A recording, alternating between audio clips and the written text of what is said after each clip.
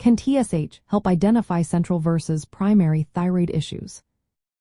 Imagine trying to figure out if a problem with your thyroid is coming from the gland itself or from the part of your brain that controls it. That's where testing thyroid-stimulating hormone, or TSH, comes into play. TSH is a hormone made by the pituitary gland, which is part of your brain. Its job is to tell your thyroid to produce hormones. When your thyroid is not working right, TSH levels can give us clues about where the issue might be. In primary thyroid disorders, the problem is directly in the thyroid gland. If the thyroid isn't making enough hormones like T4 and T3, the pituitary senses this and responds by releasing more TSH to try to stimulate the thyroid.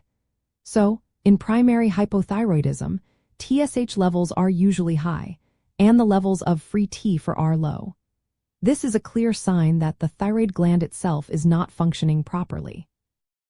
On the flip side, if the thyroid is overactive, producing too much hormone, TSH levels drop because the pituitary tries to slow down the stimulation. This pattern helps doctors identify primary thyroid issues. Central thyroid disorders are a bit different. Here, the problem is in the brain parts that control the thyroid, like the pituitary or the hypothalamus. If these parts aren't working well, they don't produce enough TSH, or sometimes the TSH they produce isn't active. This means even if the thyroid is healthy, it doesn't get the signal to produce hormones.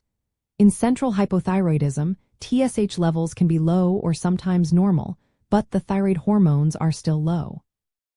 This can be tricky because a low or normal TSH might make it seem like everything is fine, but the low thyroid hormones tell a different story.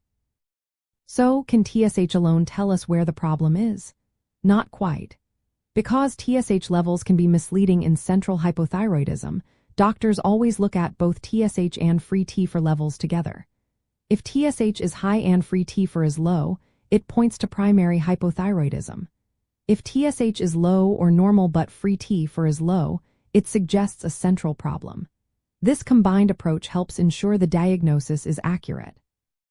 In summary, TSH is a very useful tool to help distinguish between primary and central thyroid issues, but it's not the only piece of the puzzle.